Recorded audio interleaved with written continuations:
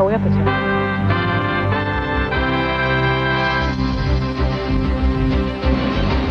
Tonight, Israel and Syria take the next step toward a permanent peace. What's at stake and the hurdles already overcome. Asia's financial markets, the next big test for what so far has been a Y2K bug bust. The peaceful end to a harrowing 8 days. How the India Airlines hijacking changed Afghanistan's Taliban profile. From CNN, with anchors Wolf Blitzer, Joey Chen, and Jim Murray. This is The World Today.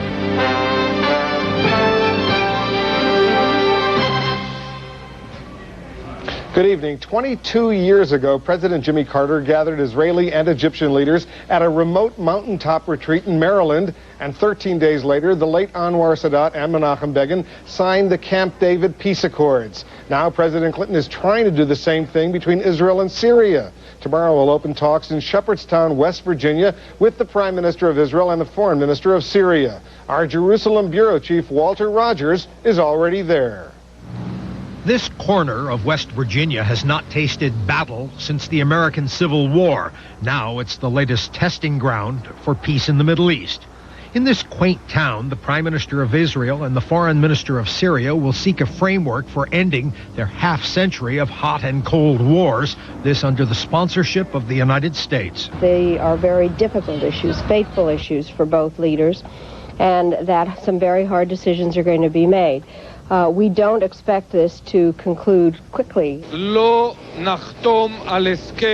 Leaving Tel Aviv, the Israeli Prime Minister Ehud Barak said he will only sign an agreement with Syria if it strengthens his country's security. Earlier in the week, the Syrian Foreign Minister Farouk Ashara was equally guarded. Mr. Ashara saying Syria is making the journey to West Virginia to examine Mr. Barak's sincerity to be sure the Israeli side really wants peace. Drawing new borders in this real estate will be difficult. Israel favors the international border of 1923. Syria prefers the 1967 border that would bring it right up to the Sea of Galilee. Besides borders, key topics on the agenda include water. Who gets this most precious Middle East commodity? Security arrangements, force reductions and pullbacks for both countries along the new borders, normalization of ties, including opening of new embassies, and most important, the return of the Golan Heights, taken from Syria in the 1967 war. Israel says yes, but the Golan has to be demilitarized. Our purpose is that Syria would never have an advantage or a temptation to try a surprise attack on Israel if they have the Golan Heights in their hands. But Syria feels at least as threatened by Israel, and these talks have more than a few ironies. By way of example, the recent record of Middle East peacemaking reads like a map of the eastern United States. Camp David, Wye River, Washington, and now Shepherdstown, if it works. Wolf? Walter, how long are the Israelis and the Syrians prepared to stay at Shepherdstown during this first round of talks? Wolf, in this first round of talks, they're talking 7 to 10 days. The goal, of course, is to come up with a framework peace agreement in that period. They'll have to take a break next weekend for the Jewish Sabbath, and after that, immediately after that, is the great feast which ends Ramadan for the Syrians, Eid al-Fitr. Wolf? So no one should anticipate a breakthrough, a deal over these next few days? No, I think not. What we're looking for, as I said, is a framework agreement. I think the more realistic goal is perhaps an agreement, a final peace agreement, by July of this coming summer. Wolf? And finally, all the parties say there's going to be a news blackout over these coming days. How realistic is that? It's pretty realistic, Wolf. I was talking to some members of the Israeli delegation at the airport in New York today, and they said all the cell phones have been taken away. It is the cell phone which in this day and age is the greatest enemy of secret and closed negotiations. The cell phone is what causes news leaks, and the news leaks were rife at the Wye River plantation talks about a year ago with the Palestinians. Here, the Syrians are no nonsense about these talks. Prime Minister Barak's the same way. He would have no reporters present in in any shape if he could. So I think there's a pretty good chance there'll be a very tight news blackout here. Wolf? Okay, Walter Rogers, our Jerusalem bureau chief in Shepherdstown, West Virginia. I can testify there were no cell phones at Camp David 22 years ago. I covered those talks, and there was a pretty good news blackout. One additional note, later in this program, we'll have more analysis of what's at stake in these Israeli-Syrian negotiations. Joey? Elsewhere in the world today, there is a new war of words underway between longtime enemies India and Pakistan over the hijacking of that Indian Airlines jet. India's top security advisor claims that that nation's intelligence service intercepted radio conversations between militant groups in Kashmir. In one message, the group reportedly said that the hijacking was done on orders from Pakistan. In the meantime, Islamabad denies it is harboring the hijackers and the 3 freed Muslim militants. CNN's Peter Bergen is in the Pakistani capital. The Pakistani government says it's on high alert on its borders with Afghanistan, on the lookout for the hijackers of the Indian Airbus jet. Of course, no one knows exactly what the hijackers looked like since they were masked throughout the 8-day hijacking. Last night, I crossed the border from Kandahar, Afghanistan to Quetta, Pakistan. That's the nearest possible point the hijackers might have taken if they had crossed into Pakistan. My documents were closely examined on 3 occasions by Pakistani police and immigration officials, so security is very tight. However, the borders between Pakistan and Afghanistan are long and porous, about almost 1,000 miles long, and there are isolated mountain passes that militants could have clandestinely crossed. So right now the hijackers and released militants appear to have vanished. Pakistan's military-led government has said it would arrest and try the hijackers if they are caught on Pakistani soil.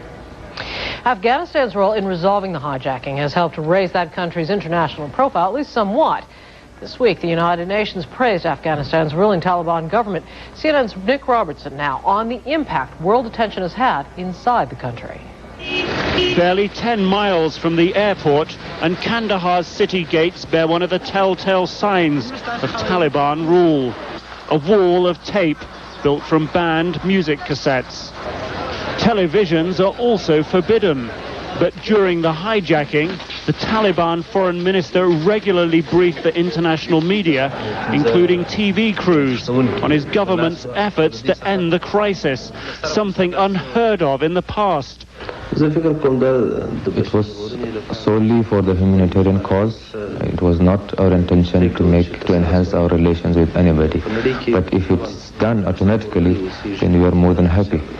And we of course want to have to appease the United Nations and all the international community. Most here think the Taliban did their best to help win the hostages' freedom, and hope that a new image of the Taliban will emerge. We are hoping that those people who don't think good of the Taliban, that they change their opinion, that they will accept that the Taliban are good people. Running the country by their own strict interpretation of Islam has led to almost complete international isolation of the Taliban. An isolation further increased recently by United Nations sanctions, banning international flights and freezing overseas bank accounts belonging to the Taliban because of their refusal to hand over suspected international terrorist Osama bin Laden. UN praise for the Taliban role in the hostage release has now given some hope for a better future. It would be good for Afghans if the Taliban were recognized. We have problems like food and medicine. Since coming to power in Kandahar, their ethnic heartland, about 5 years ago, the Taliban have relaxed some of their restrictions. Football and other sports once banned for being un-Islamic are now allowed, and men forbidden to cut their beards can get away with a trim. They are not very strict. Like you see here, it's not very big beard. I trim it. There is not really a problem. Most edicts remain in place, however, like the one that says Taliban laments are the only music allowed. But perhaps the biggest change is the most subtle one, permitting TV crews to interview the people. Nick Robertson, CNN, Kandahar, Afghanistan. Another sign the Taliban government could be softening its stance. The supreme leader of the Afghan regime today ordered the release of 51 political prisoners. The Islamic Press Service reports the release was ordered on what was described as humanitarian grounds. Jim? For now, a collective sigh of relief. There were no New Year's-related terrorist attacks over the holiday. But U.S. law enforcement agencies are not letting their guard down just yet. CNN's Pierre Thomas reports. Washington, D.C. More than 300,000 gather on the Mall to ring in a new century. No violence to speak of. Times Square, New York. 2 million party at a celebration for the millennium. Only 14 minor arrests. The nightmare scenario of a New Year's Eve terrorism attack never materialized. American law enforcement throughout the country was on a heightened state of alert, a heightened state of readiness. And I think that was significant in terms of deterring anyone who might want to bring harm to America. Stoking the fears, the December 14th arrest of Ahmed Rassam, an Algerian man allegedly caught trying to smuggle explosives across the U.S.-Canadian border. U.S. law enforcement officials worried that a terrorist plot was unfolding. Time for New Year's Eve. As a result, security was tightened at remote border locations and major celebrations across the country. And the FBI questioned anyone remotely affiliated with Rassam. It was extremely important that this individual was apprehended. And as a result, I think it may very well have had a significant chilling effect on anything that was planned. Still, law enforcement officials are declaring no victories. The threat of terror remains in part because it's still unclear exactly how many people might be working with Rassam. So law enforcement officials tell CNN the heightened state of alert will continue well into the new year. Pierre Thomas, CNN, Washington. Still to come on The World Today, the disaster that didn't happen. CNN's Jonathan Karl on all the Y2K hype. And a look at the U.S. Command Center for Y2K readiness. It's a quiet place tonight. Also a check of the Asian markets to see how their computers are faring on the first business day of the new year. Later, the future of communication, faster, smaller, and smarter. And speaking of faster, keeping up with that domino effect is a record feat that you'll see. Seeing the start of it here, you'll see it throughout this hour on The World Today.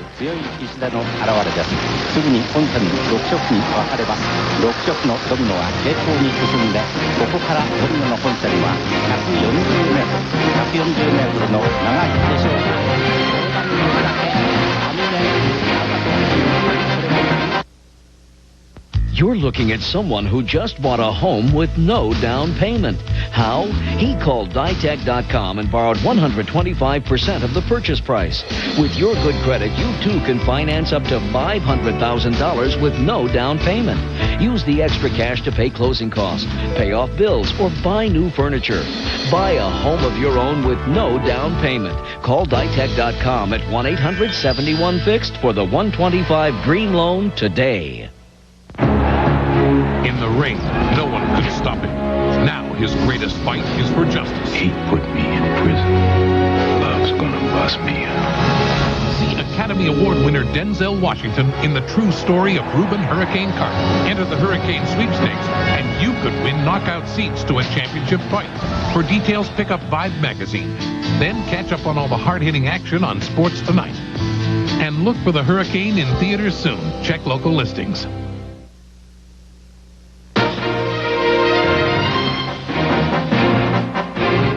Despite a few hiccups, it's been a Y2K bug-free world. The latest test came today when the world's earliest time zones began the business day. Here in the U.S., futures trading resumed this evening in Chicago. So far, no word of any glitches. CNN's Jonathan Karl reports all that doom and gloom turned out to be needless worry.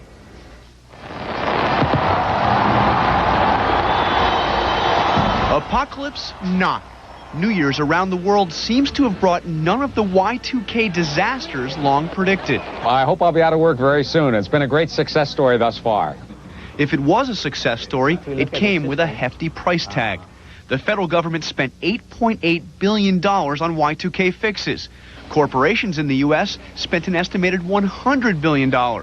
And the Federal Reserve stockpiled an extra $50 billion in cash, enough for every household in the U.S. to withdraw $2,000.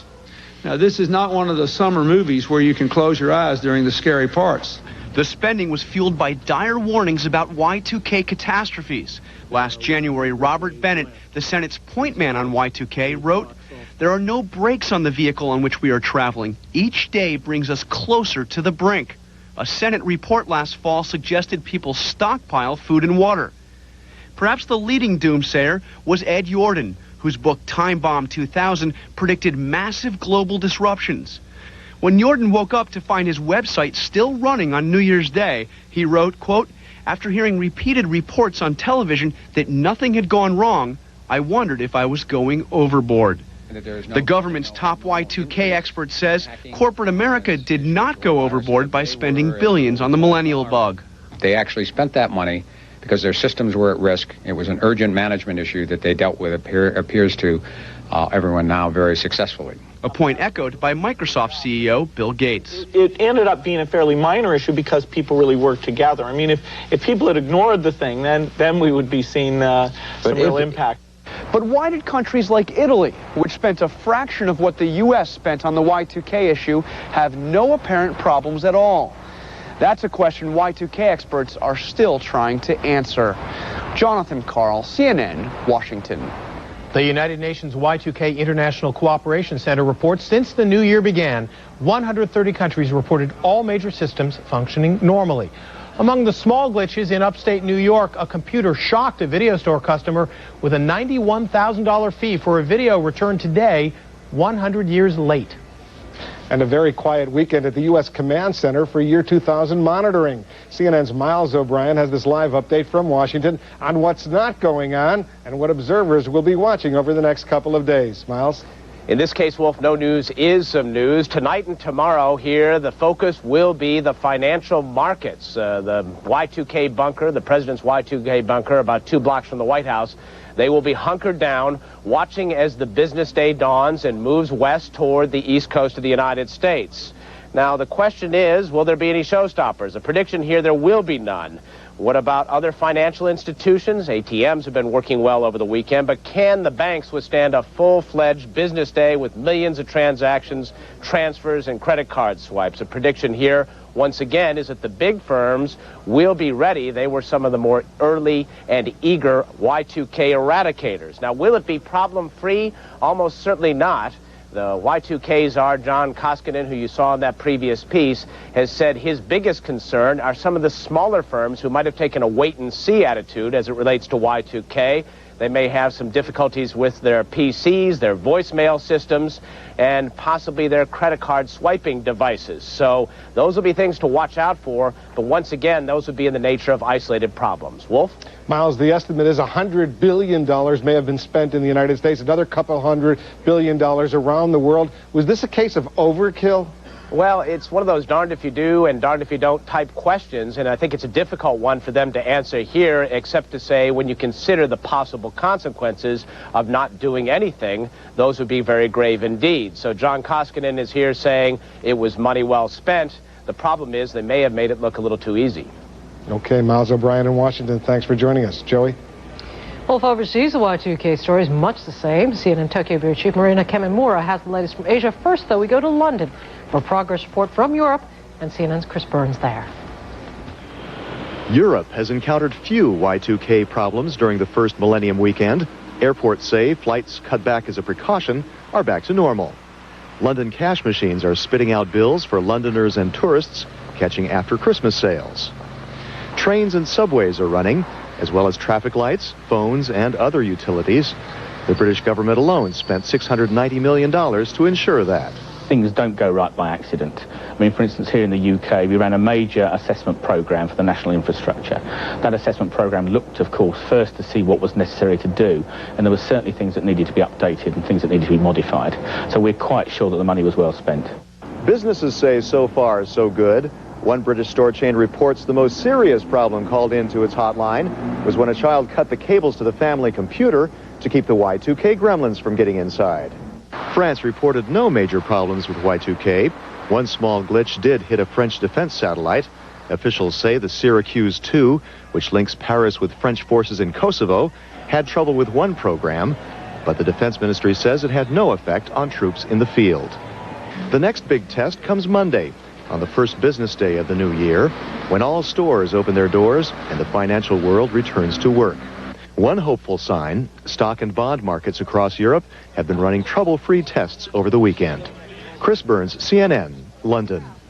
Of all the countries in Asia, Japan would seem to be the perfect breeding ground for the Y2K bug, especially when you consider how automated everyday life is here. But despite minor assorted glitches across the country, including some in the nuclear power industry, the causes of which are still being investigated, the dreaded bug seems to have left Japan pretty much alone. Trains are running as scheduled. ATMs continue to dole out cash. Well, there's an old proverb in Japan saying that if you're prepared, you have nothing to worry about. I think that is how we are feeling at this moment. Elsewhere in Asia, a similar story. Toasts abounded as flights took off without a hitch in China. Other than some sporadic computer problems in a few securities houses, smooth sailing is reported so far. With the rollover itself largely headache-free, many Y2K watchers are even starting to reduce standby staff. The Japanese government says it's cut personnel at its Y2K crisis center from 50 to 30. Still, few Asian businesses will rest easy until they see what happens when the holiday ends and the work week begins. Marina Kamimura, CNN, Tokyo. Asia is business's first proving ground for the year 2000. Moneyline Stuart Warning joins us now to preview the opening of the world financial markets. Stuart. Oh, thank you, Joey. This is one of the few cases in this business that I can safely say no news is good news. And so far, that's exactly what we have. Other than a few minor instances, the Y2K computer glitch has largely been a non-event. And many smaller financial exchanges around the world have already completed trading sessions in the new millennium without incident. But the big test begins right now as several larger markets begin their trading. Hong Kong is one of them. The Hang Seng Index is set to open at the top of the hour. CNN's Lorraine Hahn is at the Hong Kong Stock Exchange with the latest. Lorraine. Thank you very much, Stuart. The Hong Kong Stock Exchange is reporting all systems go as the market opens in about 40 minutes from now. The exchange has spent roughly $4 million to prepare for the Y2K rollover. So you can imagine the sentiment here is very bullish. The Hang Seng Index, that's the market barometer, closing off 1999 at a record high of 16,692. That is a gain of about 68% for the whole year of 1999. The Singapore Stock Exchange has just opened. That is one of the first key Asian markets to open this new millennium. The Straits Times Index staying in record territory above 2,500. It is now trading up 1.25%. They are also reporting no Y2K problems. Neighboring Malaysia is also open now. The Kuala Lumpur Composite Index has gained 1% at the moment. Again, no Y2K problems. The Philippine stock market is the next bourse to open. That should reopen trading in about 10 minutes from now. Almost every other Asian stock market reopens for trading tomorrow to give them just one extra day to prepare for Y2K. We will give you updates as the Asian markets wake up to the new millennium. So until then, back to you. Lorraine Hahn at the Hong Kong Stock Exchange. Well, investors will have to wait just a bit longer to see how some other key markets handle trading in 2000. Tokyo, Taiwan and Sydney all open Tuesday, and while most European markets will begin trading in about 7 hours from now, London will also open 1 day later. Well, for more on the financial world and the new millennium, watch The First Trade. That's a special edition of Moneyline this evening, 10 p.m. Eastern, here on CNN. Now back to Wolf Blitzer at CNN Center. Wolf. Thanks, Stuart. Ahead here on The World Today, the faithful gather to bring in the new year. A look at the variety of religious services around the United States on this first Sunday of 2000. Next, the issue of race in American life, the contradictions and the conflicts older than the nation itself.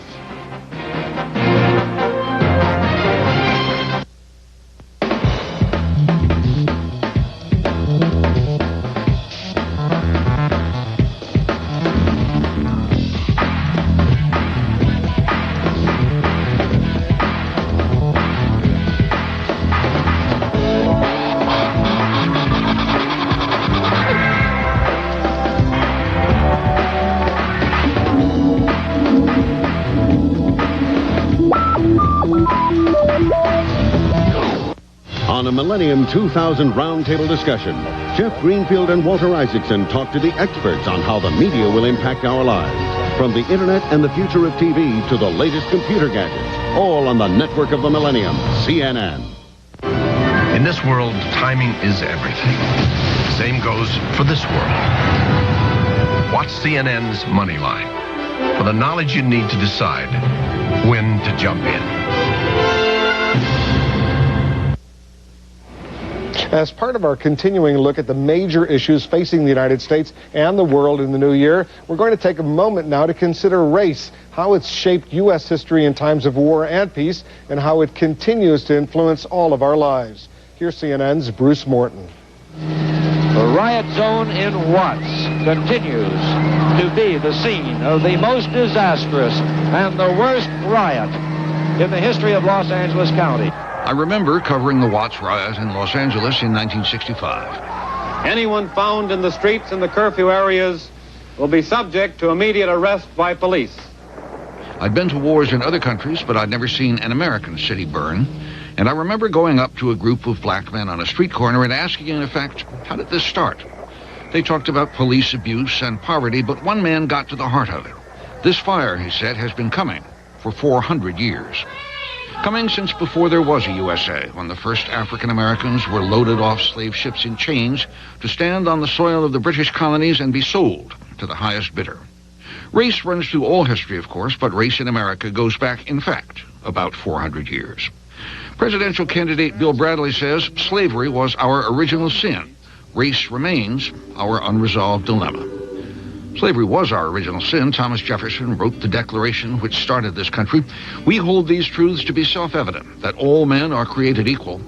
But Jefferson meant white men. He owned slaves. The Revolution was fought to make white Americans free of Britain. African Americans weren't free, period. Listen to Frederick Douglass speaking on the 4th of July, 1852. The rich inheritance of justice, liberty, prosperity, and independence bequeathed by your fathers is shared by you, not by me. The sunlight that brought light and healing to you has brought stripes and death to me. The 4th of July is yours, not mine. And that stayed true. Americans, North and South, fought a civil war which began over states' right to secede, but became a war about slavery. Abraham Lincoln said, "As I would not be a slave, so I would not be a master." This expresses my idea of democracy. Whatever differs from this, to the extent of the difference, is no democracy. If he'd lived, much might have been different, but he was murdered. The presidency passed to Andrew Johnson, who wanted to welcome Southern whites back into the Union. He was impeached. His opponents imposed a harsh Reconstruction on the South, but it didn't last. The Ku Klux Klan appeared, and the white South reimposed legal segregation for almost the next 100 years. It began to crack after World War II. It began to crack when Rosa Parks wouldn't go to the back of the bus. It began to crack when freedom riders, like now Congressman John Lewis, integrated bus lines and lunch counters. It began to crack when a minister named Martin Luther King Jr. preached nonviolent resistance to segregation. I will not rest until we are able to make this kind of witness in this city, so that the power structure downtown will have to say, we can't stop this movement, and the only way to deal with it is to give these people what we owe them and what their God-given rights and their constitutional rights demand. Because King preached nonviolence, it was blacks who bore the pain, blacks and white sympathizers who were beaten at the Edmund Pettus Bridge at Selma, Alabama. This march will not continue.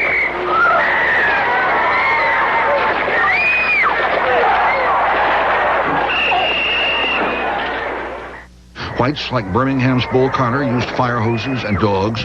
4 black schoolgirls died when whites bombed the 16th Street Baptist Church in Birmingham in 1963. Segregationists shouted, "You've got to keep the white and the black separate." Alabama's George Wallace. And I say segregation now, segregation tomorrow, and segregation forever. But black Americans did go to the University of Alabama. A Southern president named Lyndon Johnson signed the Civil Rights Act of 1964, signed the Voting Rights Act of 1965, and the walls of legal segregation came tumbling down. And did that end it? No, of course not. Made some level ground. Right. Now we're moving on down.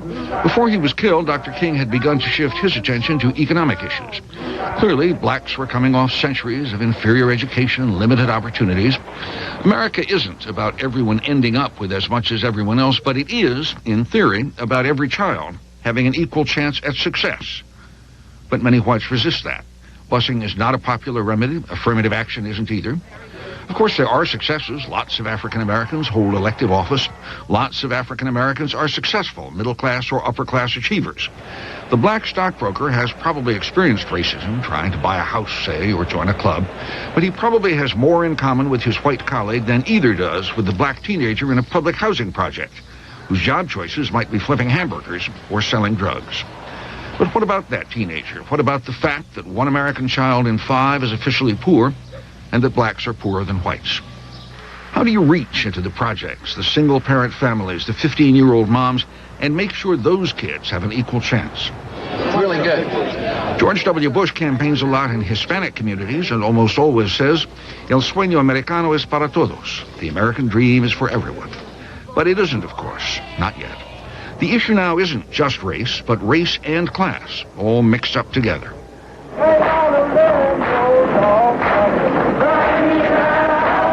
Ain't gonna let nobody turn me around, the civil rights marchers used to chant. Gonna keep on a-walking until I get to freedom land. But few march today, and we seem uncertain of where freedom lies and how to make it real for all our people. The old dream is still unrealized. We live in what Langston Hughes, a poet of the Harlem Renaissance, once called America, the land that never was, and yet must be. I'm Bruce Warren. And CNN takes a broader view of racism and race relations tomorrow at 2 p.m. Eastern. That's 1900 GMT, titled The Issue is Black and White. The guests will be Archbishop Desmond Tutu and the former South African Foreign Minister, Pik Botha. Ahead on The World Today, Syria and Israel back to the negotiating table, tackling issues which have divided them for decades. Also ahead, the man now in charge of Russia and The View from the White House. And later, communication in the 21st century, why the next generation is just around the corner, and why this game of dominoes is hardly child's play.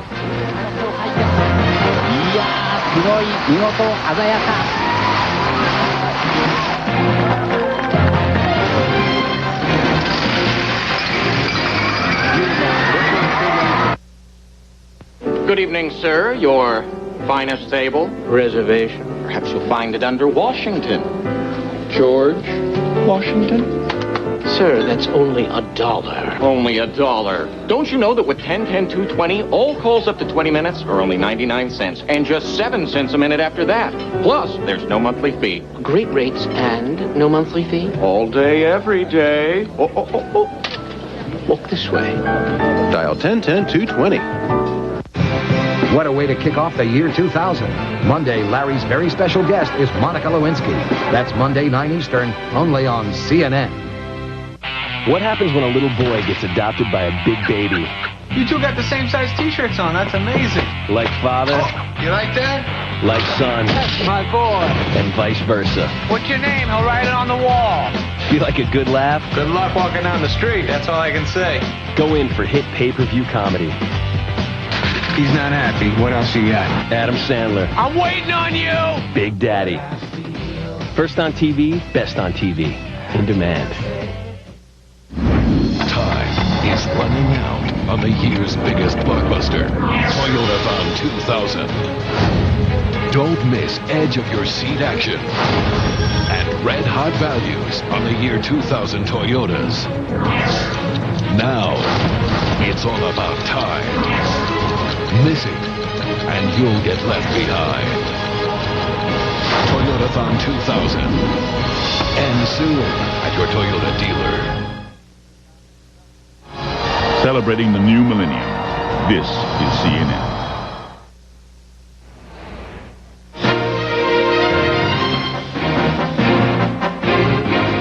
Quick check of our top story now. The next step in the peace talks between Israel and Syria gets underway tomorrow in West Virginia.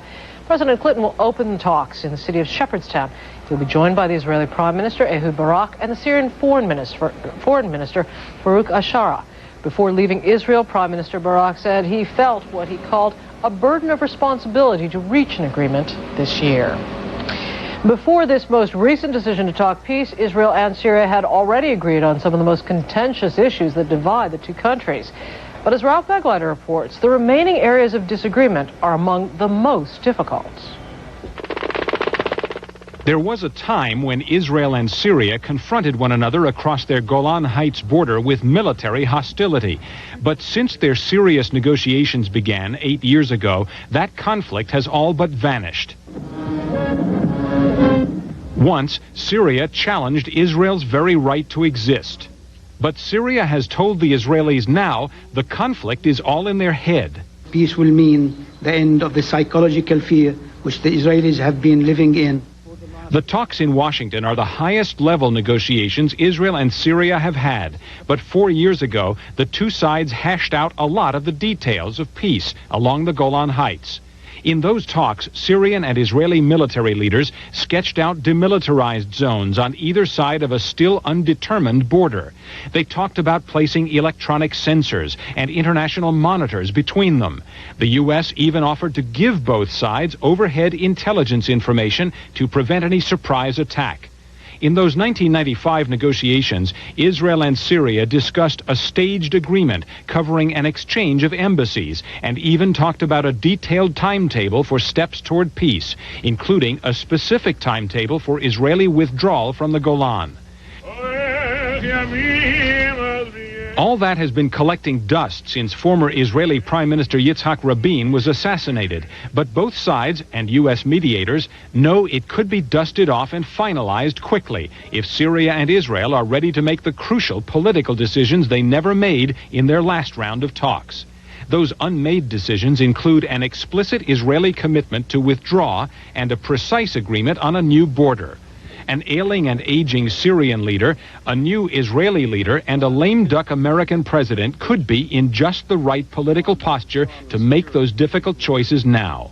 We see now leaders with an unquestioned determination to defend and advance the interest of their own people, but also determined to marshal the courage and creativity, the vision and resolve to secure a bright future based on peace. Since 1991, Syria has seen its old political and military patron, Russia, dissolve into an ineffectual global power, while the U.S. remains a credible political and economic force in the Middle East. There have been so many false starts in Arab-Israeli negotiations that it would be foolish to predict success of this one. But the groundwork for reconciling one of the Middle East's most strident conflicts has already been set. Ralph Begleiter for CNN, Washington. There's heavy fighting today in the breakaway Russian Republic of Chechnya. A doctor at one field hospital says they're treating 40 to 60 wounded Russian soldiers a day, while one report says 10 are dying each day. The army is also accusing Chechen rebels of setting off bombs containing a lethal mix of chlorine and ammonia. A green toxic cloud reportedly drifted over Chechen-held areas of Grozny. The Chechen conflict is being watched very closely by White House officials who want to see how Russia's acting president, Vladimir Putin, handles the crisis. Here's CNN's White House correspondent, Kelly Wallace. A message from the White House to Russia's acting president about the continued military campaign against rebels in Chechnya. U.S. officials warn the crisis could end up destroying Vladimir Putin's hopes for the Russian presidency. If this war is still continuing, if it is the casualties to Russia intensify, as has been the case in the past several days, this could become an albatross for Mr. Putin. Days after Putin assumed the reins of power following Boris Yeltsin's resignation, the Clinton administration laid out what it sees as the challenges for Russia's new acting president.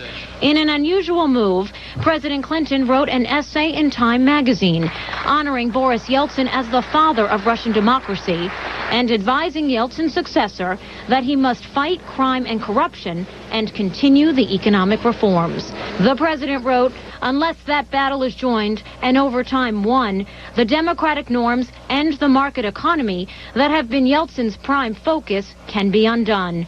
White House officials are encouraged by the fact that Putin rose to prominence in a city viewed as being on the forefront of economic reform. He has also been one of the leading proponents of reform when he was deputy mayor in St. Petersburg, and in his time as prime minister has moved on a number of issues of reform.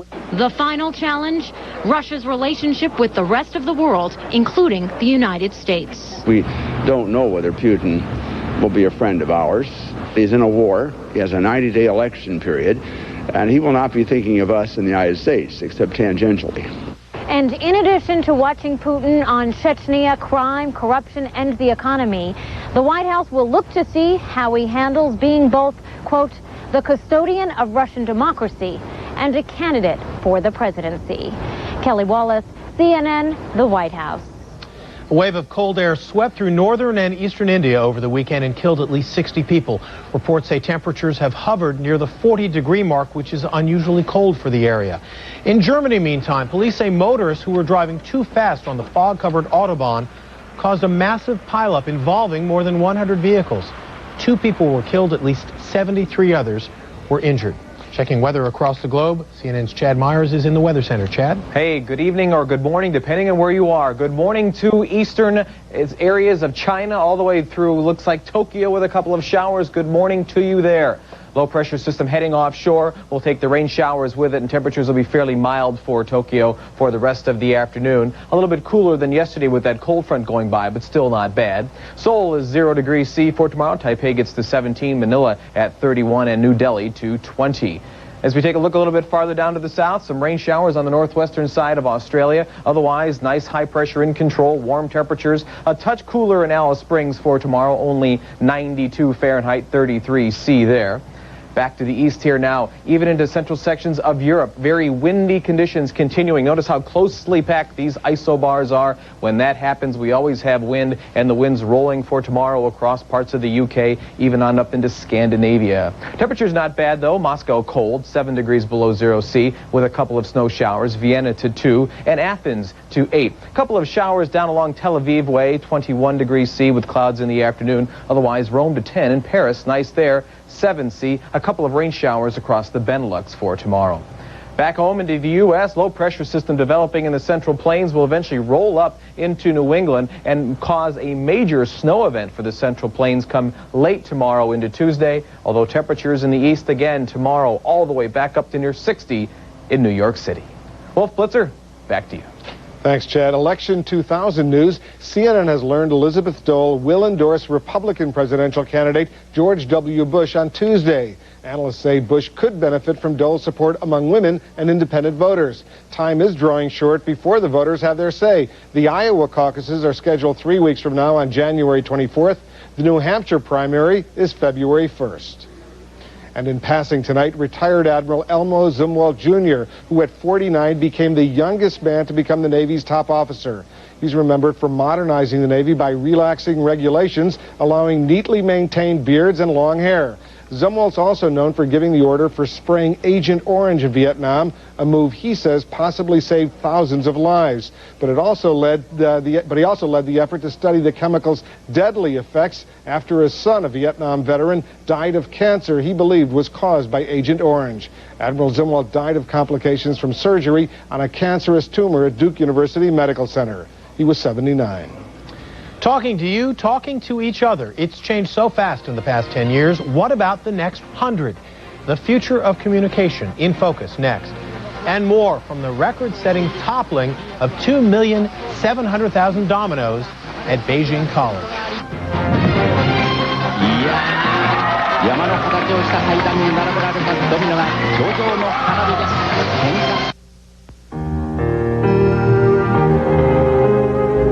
He's man's best friend.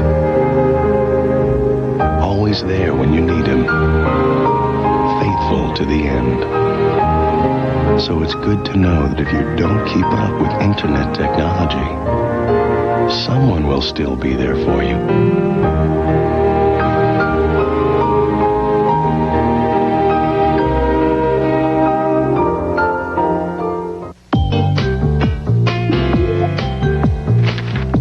Ever wonder why the Sunday paper is so huge? Could it be because we have more free time on Sunday? Now Sprint gives a little free phone time on Sunday, too. 1 hour free every Sunday night with Sprint Nickel Nights. Just call 1-877-4-NIGHTS now and switch to Sprint Nickel Nights. You'll get 1 hour of free calls every Sunday night for the next 6 months. And with Sprint Nickel Nights, you'll also get that great 5 cents a minute rate all night long, every night of the week. 1 hour free Sunday nights. It's Sprint's way of giving you free calls for when you have free time. You know, for catching up on all the really important news. Family, friends, life. Communications makes more sense at the point of contact. Read the paper all day, talk on the phone all night. Sounds like a perfectly sensible plan to me. Get 1 hour free every Sunday night and pay just 5 cents a minute every night of the week. Call 1-877-4-NIGHTS and switch to Sprint Nickel Nights.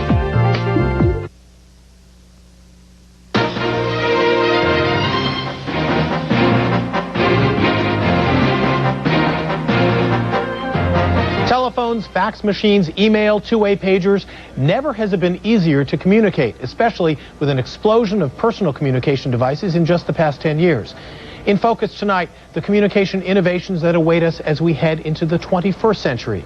Here's CNN San Francisco Bureau Chief Greg Lefebvre. We're in for the communications ride of our lives. The coming year sees cell phones small enough to hide in your pocket, really, and take anywhere in the world. The promise of video phones is coming true. Tiny hand-sized computers that know your favorite subjects. And internet everywhere. Mother! Although Albert Brooks lampooned video phones in his movie Mother, technologists believe 2000 will be the year of video messaging. See whom you're talking to. AOL's new software pushes video mail. A plethora of video cameras jack into your PC. The technology is there to put you on camera all the time. Some folks live their lives on camera already. Web cameras already check the surf, check the traffic. It may be just 5 years before we can chat on giant screens like Star Trek's Captain Kirk. I shall look forward to that. Want words only? Breakthroughs in Palm devices make it easy to stay in touch. Units you never plug in, updated by radio waves. In the next 5 years, cell phones will sense their locations and feed you information about where you are. You're walking down Sutter Street in San Francisco. Your phone chirps at you. A little message comes up on the screen, and it's an electronic coupon from a Chinese restaurant a block and a half away in your direction of travel. And it says, if you get here in the next 10 minutes, we'll give you half off at dinner. The other coming breakthroughs make high-quality video phones possible, even easy. Broadband wireless. Rooftop boxes to take in enormous gobs of video, data, games, and conversations on one signal. The big winners here, rural areas or countries with little cable or telephone service. Wireless offers a way, especially this type of wireless solution, for them to immediately jump into the new world in terms of the information economy very quickly in a matter of months. Can't speak the language? In another year or two, it won't matter. You're under arrest. Oakland police officer Tam Din tests a new automatic translator. It knows Spanish, Cantonese, Vietnamese. Don't move. The translator comes in handy in medical emergencies, too. Where people are hurt, people are injured, it's always important to try to get as much information as possible. 2000 will be the year of email everywhere. No computer necessary. These devices from VTech and Sidco plug into any phone line. One button that says, Get Email. Easy. Or press this gizmo from Sharp up to any telephone. I believe that email has been an incredible boon to communication.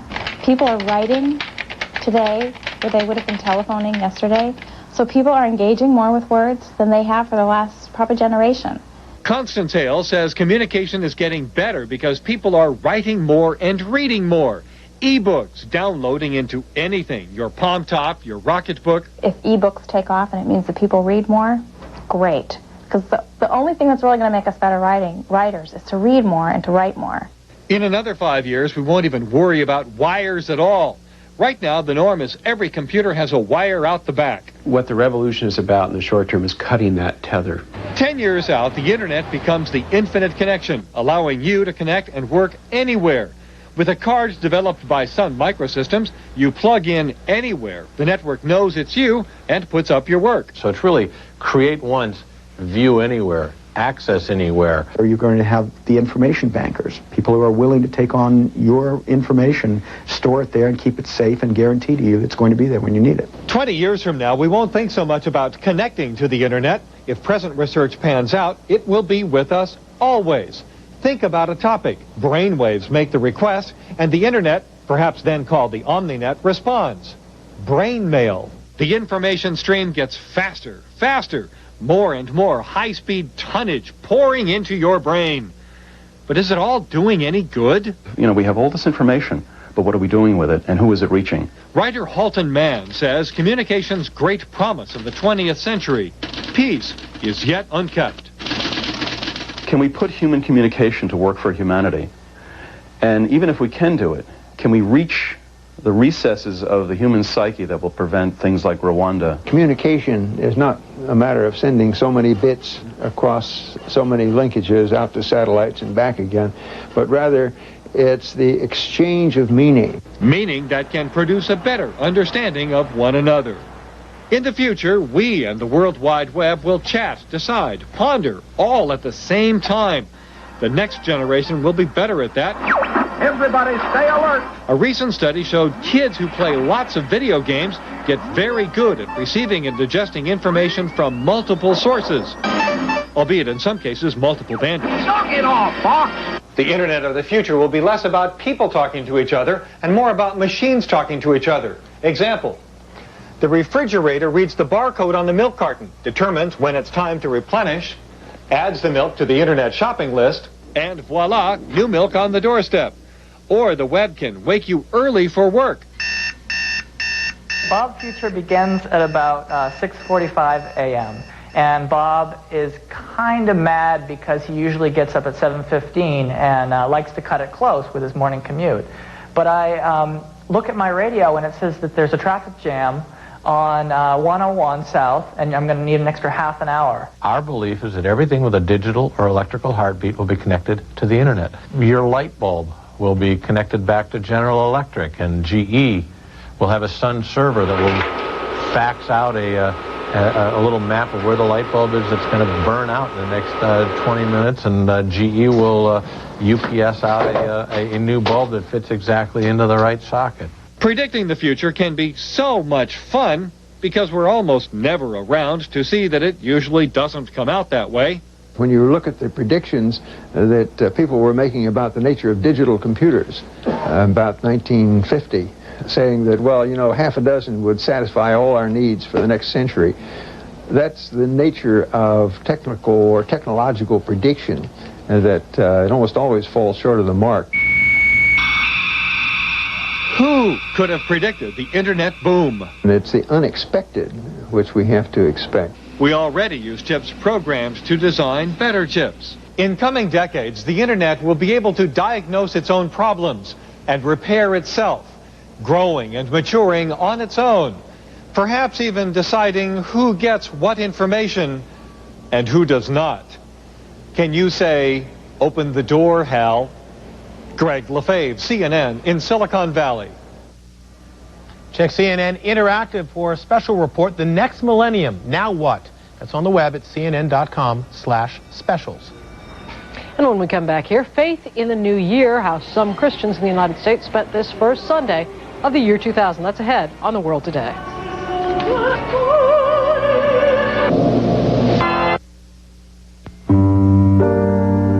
The park. A nice place to come if you have a spare 5 minutes. Maybe even spend a lunch hour. And if you let your company get left behind by technology, it's a place where you can come and spend the whole day.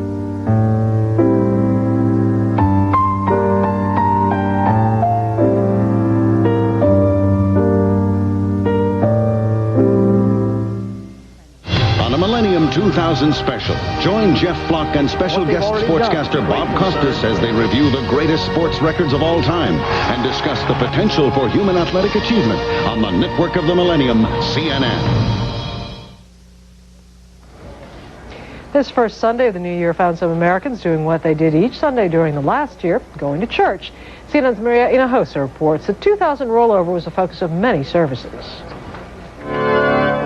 There was incense, prayer, meditation, the rituals of centuries ago kept alive as the new millennium begins. Lord, we praise your holy name. The message in this Harlem church was aimed at those who will inherit this new world, the young. You are VIP, a very important person. And we've come here this morning on the first day of this new century to say that we not only believe it, but we are going to live it. In Atlanta, Baptists opened up their hearts and their arms to the rhythm and blues of the gospel. In Los Angeles, ranchera music played the songs of Catholicism in Spanish. In New York, a frail Cardinal O'Connor, recovering from cancer, told parishioners to welcome the new century without fear. Trust me, says our Lord. Trust me. Do not be afraid. This new century will bring together a wealth of diverse spiritual traditions. Muslims and Jews, Sikhs and Hindus prayed together on the Hartford riverfront in Connecticut. An increasingly diverse America worshiping as one in Harlem. It's not just taking care of people who look like you, but taking care of all humanity. Prayers for the complex problems of today to be healed by simple faith. I hope that everyone we can find a cure for AIDS and cures for all kinds of diseases. A young man prays for his generation. Just pray that we stay together, stop killing each other. As the new year begins, spirituality renewed is what the religious hope for. Renewed for those who believe, and for non-believers, a hope that faith, in whatever its form, will touch them as well. Maria Hinojosa, CNN, New York. And that's the world today. Next on CNN, the future of the media. Jeff Greenfield leads the discussion with Time Magazine managing editor Walter Isaacson. 1 hour from now, a special edition of Moneyline. Stuart Varney and Willa Bay bring you word on the first day of the year 2000 trading on the just opened Asian financial markets. Wolf?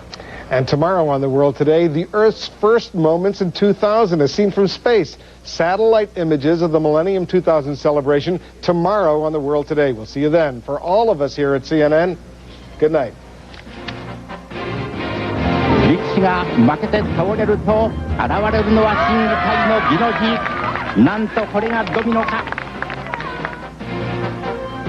相撲に対して当然中国は何を出してくるのか。煮物です。中国はカンフーだ。カンフーです。やっぱり中国はカンフー。そして回転回し襟はなんともコミカルな動きであります。さあ日本は義という字が出ました。中国は何が出るのか。負けた武闘家の後ろのドミノが倒れ武の文字が浮かび上がります。なんと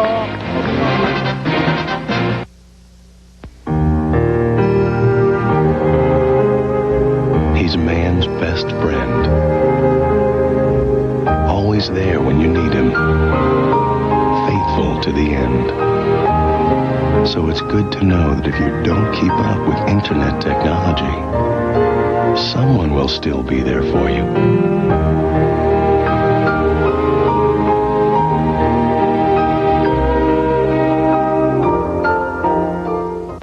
On the Millennium 2000 special, Mikhail Gorbachev and Shimon Peres discuss the future of the world's water supply on the network of the Millennium, CNN. 1999. At the dawn of the new millennium, where will you be? Celebrate the new year with the musician of our generation in the concert of the millennium, Rhythm into the year 2000, starring. Order in this exclusive in-demand pay-per-view event.